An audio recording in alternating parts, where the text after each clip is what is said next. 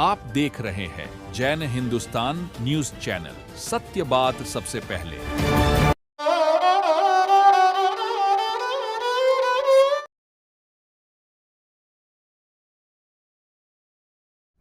नमस्कार।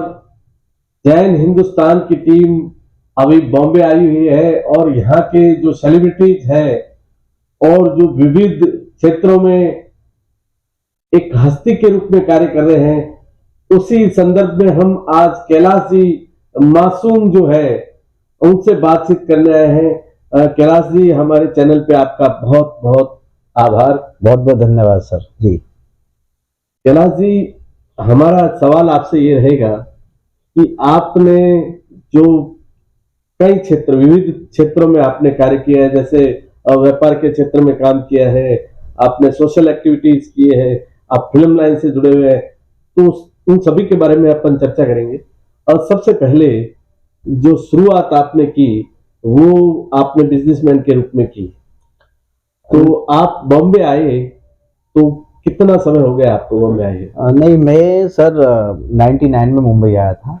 तो बिजनेस में तो अभी जस्ट मैंने कदम बढ़ाया 1-2 साल पहले। तो मैं 99 में मुंबई आया था और मुझे ये था कि जब मैं मुंबई आया तो सबसे पहले मुझे काम करने का मौका मिला फिल्म इंडस्ट्री में बतौर पीआरओ, जिसको मीडिया कंसल्टेंट कहते हैं। तो मेरी जो सबसे पहली फिल्म थी हिंदी फिल्म, उसका नाम था आंधी और तूफान। इसमें धर्मेंद्र साहब थे, निर्मल पांडे जी थे और अशोक सारस्वत जी उसके प्रोड्यूसर थे, एस.आर. प्रताप उसके डायरेक्टर थे। तो मैं उस वक्त बहुत नया था, लगभग 20-21 साल मेरी उम्र रही होगी।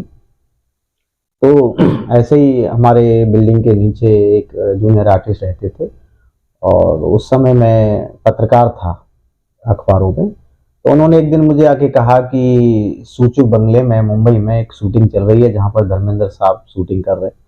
तो मैं जब नया नया था तो मुझे भी बड़ा मिलने का शौक था और शूटिंग देखने का बड़ा शौक था और अखबारों में तो लिखता ही था, दिल्ली के 1-2 पेपर में लिखता था।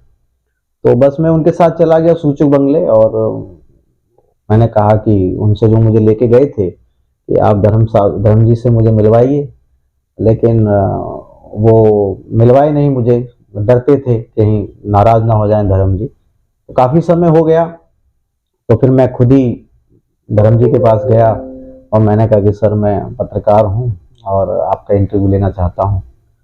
तो वो पहले बोले कि थोड़ी देर के बाद बात करते हैं।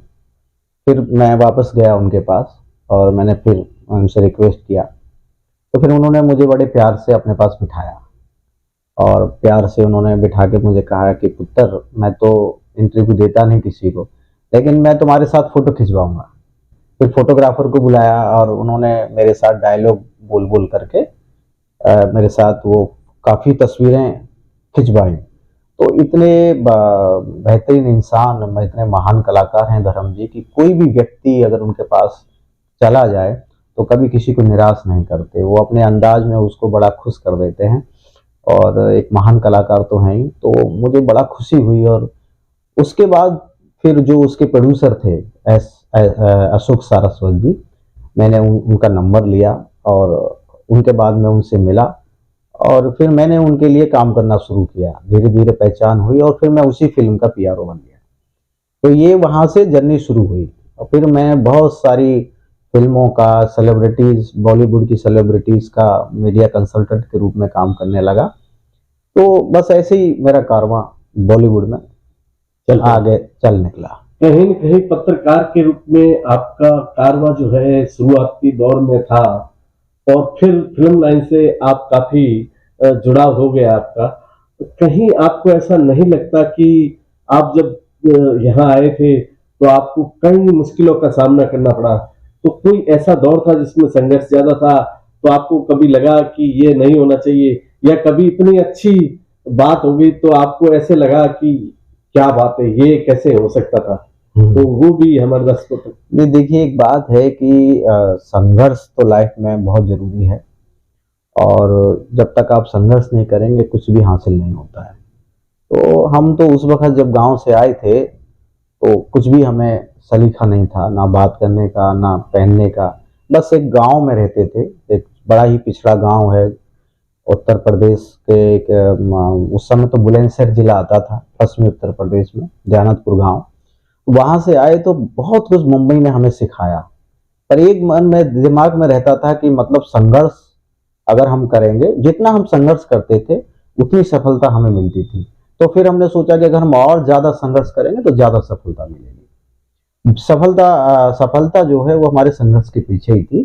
तो संघर्ष तो दिन रात किया हमने, मेहनत की, और मुझे लगता है कि जब आप किसी काम को पूरी लगन के साथ और सच्चाई के साथ ईमानदारी के साथ करते हो तो आपको कामयाब मतलब होना ही होना है, कामयाबी मिलनी ही मिलनी। ऐसा भी कह सकते हैं कि संघर्ष करते हैं तो जो कामयाबी है वो संघर्ष का पीछा करते हुए उनको पकड़ लेती है। तो आपके साथ भी यही घटना हुआ? नहीं, मेरे साथ तो कभी ऐसा नहीं हुआ कि मैं पीछे कभी नहीं गया। मैं हमेशा, मैं मतलब अगर मैं पर सेकंड भी गिनूं, पर मिनट घंटे तो छोड़ दीजिए, मैं हर सेकंड आगे बढ़ा हूं।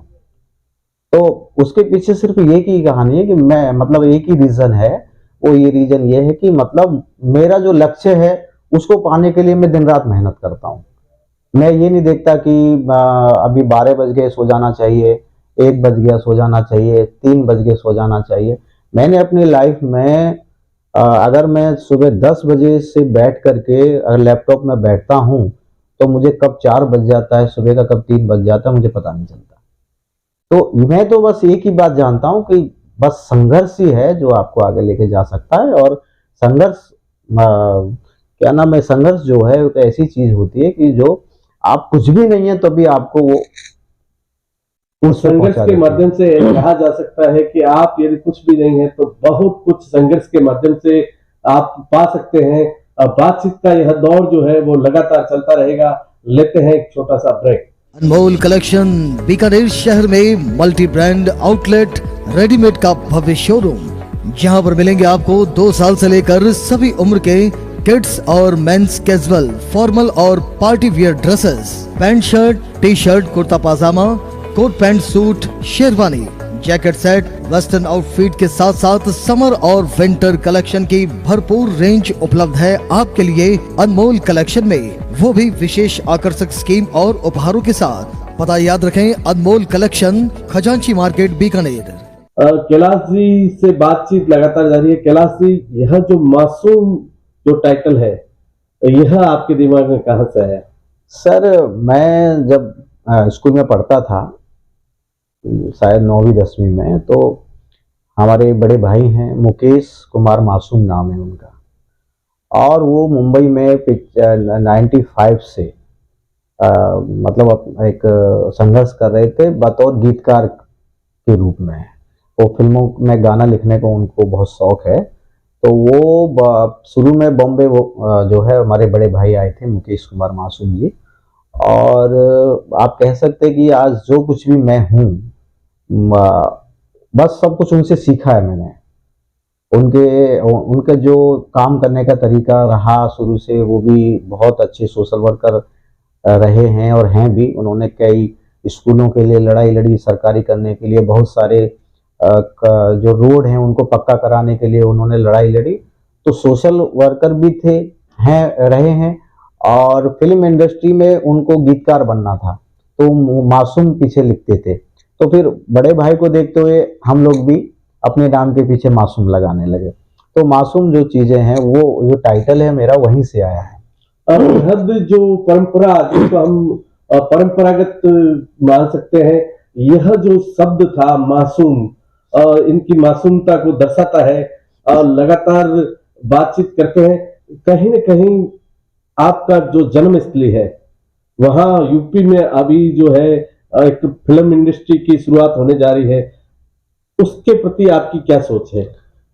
देखिए, बड़ा ही अच्छा कदम है योगी जी का, फिल्म इंडस्ट्री को वहाँ पर मौका दे रहे हैं। और ख़ास तौर से जो उत्तर प्रदेश के और पश्चिमी उत्तर प्रदेश के जो लोग हैं उनको रोज़गार देने के लिए, उनको फिल्म इंडस्ट्री में ज़्यादा से ज़्यादा आगे लाने के लिए उनका ये प्रयास है।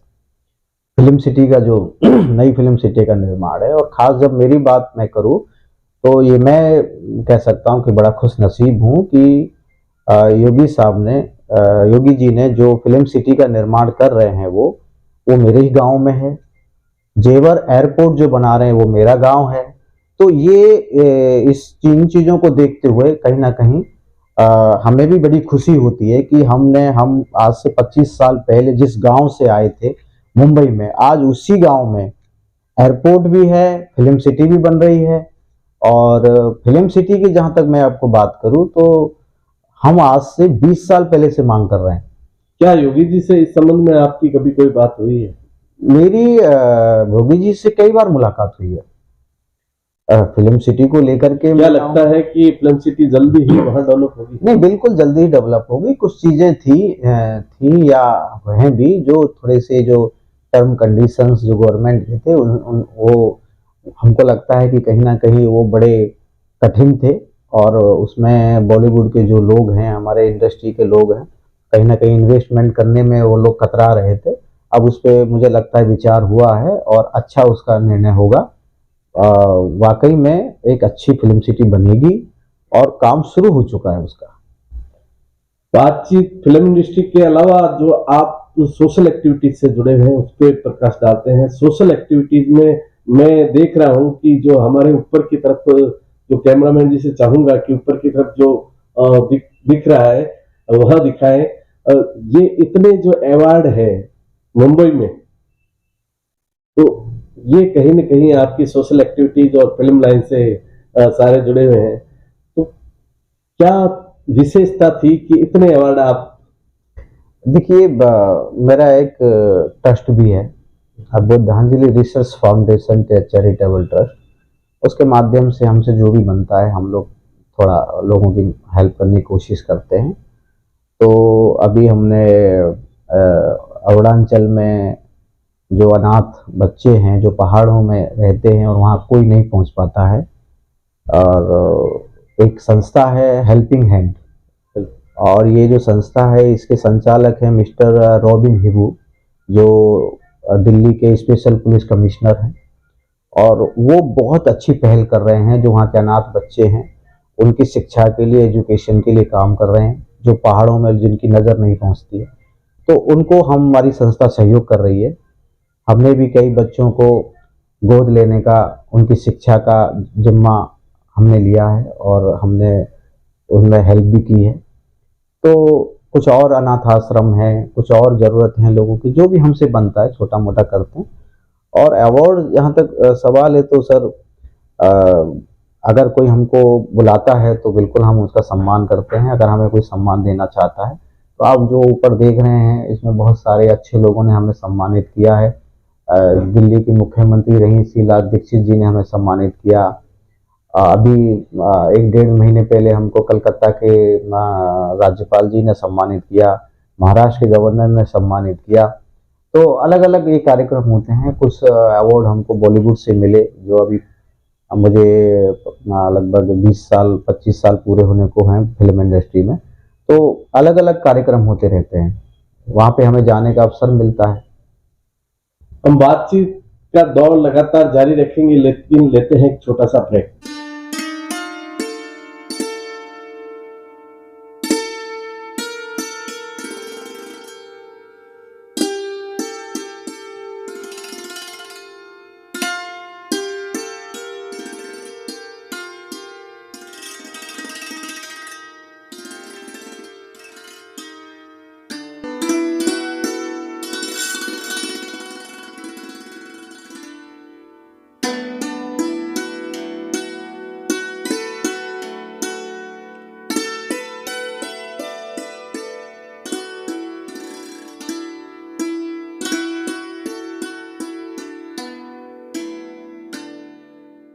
गोलछा स्टोर बीकानेर में स्वादिष्ट ब्रांडेड खाटा, सभी तरह के जायकेदार अचार, चूरी, सुपारी, माउथ फ्रेशनर और मुरब्बे में सालों से ग्राहकों के विश्वास का नाम, क्योंकि यहाँ मिलते हैं ग्राहकों को सभी प्रोडक्ट्स नंबर 1 क्वालिटी के साथ। और जी हाँ, ये सभी प्रोडक्ट्स आपको हमारे यहाँ मिलते हैं होलसेल के दामों पे।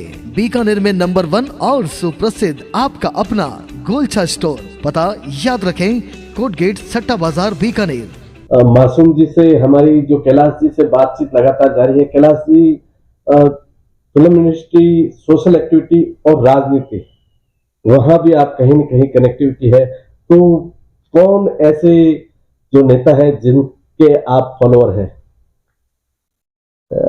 फॉलोवर नहीं हूं मैं, लेकिन जिससे उनके कार्यों से मैं बड़ा प्रभावित हूं। अगर मैं बात करूं तो मैं इस समय माननीय रामदास अठावले साहब हैं हमारे, जो उनकी जो कार्यशैली है उनसे मैं बहुत प्रभावित हूं, और उनका जो काम करने का तरीका है मैंने अपनी लाइफ में नहीं देखा। मैं लगभग बहुत सारे लोगों को जानता हूं, बहुत सारे लोगों के साथ उठता बैठता हूं, बड़े बड़े मिनिस्टर के साथ भी उठता बैठता हूं, पर मैंने अठावले साहब का जो तरीका है काम करने का वो मैंने आज तक नहीं देखा। रात के 2 भी बज जाते हैं, 3 भी बज जाते हैं और लाइन लगी रहती है लोगों की, और उनके पास ऐसे ऐसे लोग आते हैं कि मतलब डायरेक्ट, ना उनका कोई मीडिएटर है, ना कुछ उनके कोई ऐसी चीज़ है कि उन तक कोई पहुंच नहीं सकता व्यक्ति, और ऐसे ऐसे लोग आते हैं जो नंबर दे देते हैं, ये लो डीएम का नंबर है, ये लो कमिश्नर का नंबर है, ये लो फलाने मिनिस्टर का नंबर, वो मतलब डायरेक्ट फोन करते हैं सबको उसकी हेल्प के लिए। मतलब ऐसे लीडर मैंने नहीं देखे। रामदास अठावले एक बहुचर्चित नाम है भारतीय संसद का, जो हमेशा कहीं न कहीं सत्ता के साथ चलते हैं और अपना अलग रुतबा रखते हैं, और किसी की सत्ता हो लेकिन रामदास अठावले जो है वो अपना अलग ही रुतबा रखते हैं। बातचीत को आगे बढ़ाते हैं। जो 3 क्षेत्र है, राजनीति, सोशल एक्टिविटी और फिल्म लाइन, इसके अलावा आप बिजनेस लाइन से भी जुड़े हुए हैं, तो आपका जो, जैसे आप पतंजलि के समानांतर एक नई कंपनी तो बुद्धिस्टा, तो इसके नाम के पीछे आप क्या क्या प्रोडक्ट बनाते हैं और आयुर्वेदा के संबंध में आप क्या लॉन्च कर रहे हैं नया? देखिए, मैं बाबा साहब अम्बेडकर और तथागत गौतम बुद्ध का बहुत बड़ा अनुयायी हूँ। उसके पीछे एक बहुत बड़ी एक रीजन है। बाबा साहब अम्बेडकर जी ने जो अपने जीवन में जो संघर्ष किया और जो ख्याति पाई, वर्ल्ड में ऐसा कोई व्यक्ति नहीं है जो उनसे बड़ा संघर्ष किसी ने नहीं किया, और उनसे बड़ी ख्याति और उनसे बड़ा रुतबा भी किसी ने नहीं पाया। तथागत गौतम बुद्ध जो समानता की बात करते हैं, करुणा की बात करते हैं, दया की बात करते हैं, और सबको एक समान समझते हैं, तो मैं इन दोनों के नाम से बड़ा प्रभावित हूँ, और इन दोनों को अपने जीवन में जब भी कोई कार्य करता हूँ तो सामने रखता हूँ। अभी आपकी कंपनी का नाम बुद्धांजलि। हाँ, तो मैंने ये सोचा कि सर मुझे बिजनेस में आना था, तो मैंने थोड़ा सा रिसर्च किया आयुर्वेद को लेकर के, तो फिर मैंने पाया कि जो आयुर्वेद है और हजारों साल पुराना जो आयुर्वेद है, उसके पीछे भी बुद्धिज्म का बहुत बड़ा सहयोग है। मतलब जो हजारों साल पहले हमारे जो बुद्धिस्ट मॉन्क थे, चाहे वो नागार्जुन बौद्ध थे, वाघभट जी थे, और अपने चिकित्सक बौद्ध थे, अमर सिंह बौद्ध थे, ये बहुत बड़े आयुर्वेदाचार्य थे हजारों साल पहले, और इन्होंने आयुर्वेद की खोज की थी, आयुर्वेद को बनाया था, आयुर्वेद के बहुत सारे ग्रंथ लिखे थे। आज भी वाघभट जी के 2 ग्रंथ हैं, वो भी बुद्धिस्ट थे।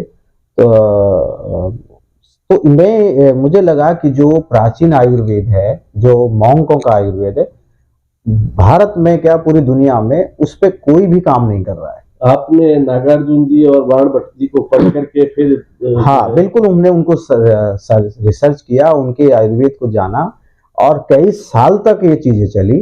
तो फिर हमने सोचा कि इसी मिशन को अगर हम आगे बढ़ाते हैं, तो जो एक तरीके से जो ऐसा तबका है, जैसे हम कह सकते हैं कि SC ST OBC का जो तबका है, जो बिजनेस में नहीं है, जो विकास की मुख्य धारा में नहीं है, और बिजनेस में तो वो 0 है, तो उनको भी हम कैसे आगे ला सकते हैं बिजनेस के माध्यम से।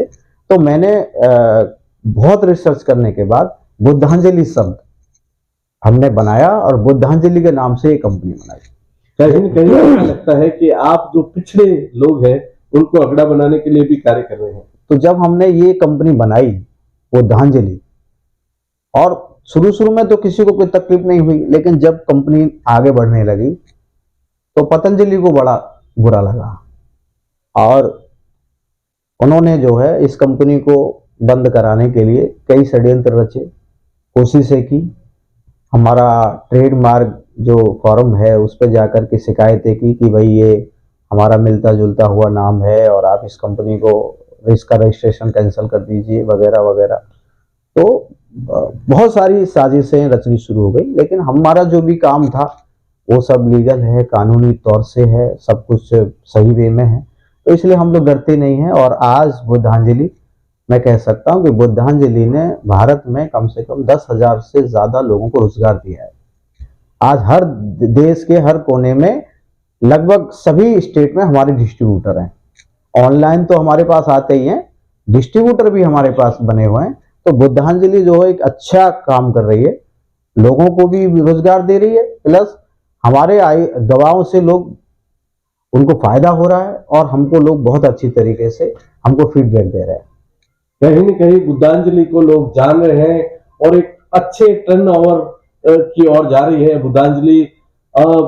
एक अंतिम क्वेश्चन रहेगा हमारा कि अभी आप प्रोड्यूसर लाइन में भी जा रहे हैं, तो कौन सी नई पिक्चर आप प्रोड्यूस कर रहे हैं उसके बारे में भी हमारे दर्शकों तक जानकारी पहुंचे। बिल्कुल, और देखिए फिल्म अभी शुरू हो रही है हमारी, बहुत जल्दी उत्तर प्रदेश में इसकी पूरी शूटिंग होगी। जाहिर सी बात है कि योगी जी ने अपना जो खजाना है वो हमारे बॉलीवुड वालों के लिए खोला हुआ है कि भाई आप आइए हमारे यूपी में शूटिंग कीजिए और सब्सिडी लीजिए। तो हमारी जो फिल्म की स्टोरी भी, कहानी भी उत्तर प्रदेश की है, मैक्सिमम कलाकार भी हमारे उत्तर प्रदेश के हैं और बहुत जल्दी हमारी फिल्म की शूटिंग शुरू हो रही है। और मुझे लगता है कि 2-4 महीने के अंदर हमारी फिल्म कंप्लीट हो जाएगी, जल्दी रिलीज करेंगे। इसमें हमारे राजपाल यादव जी हैं, गोविंद नामदेव हैं, पंकज झा हैं और भी कई बड़े स्टार हैं। हमारे प्रबुद्ध हैं, नया हम लोग इंट्रोड्यूस कर रहे हैं प्रबुद्ध को इस फिल्म के अंदर। और गाने सब हो चुके हैं, हमारे 5 गाने हो चुके हैं जिसमें विक्की प्रसाद म्यूजिक डायरेक्टर हैं, रफीक राजा म्यूजिक डायरेक्टर हैं और कमाल का म्यूजिक है। मुझे उम्मीद है कि लाखों करोड़ों लोगों को पसंद आएगा। कॉमेडी फिल्म है, सोशल फिल्म है और लोगों को जरूर पसंद आएगी। कमाल का म्यूजिक है और कमाल के क्षेत्रों में आपने कमाल दिखाया है। हमारी शुभकामनाएं आपके साथ रहेगी। बहुत बहुत शुभकामनाएं। Thank you sir.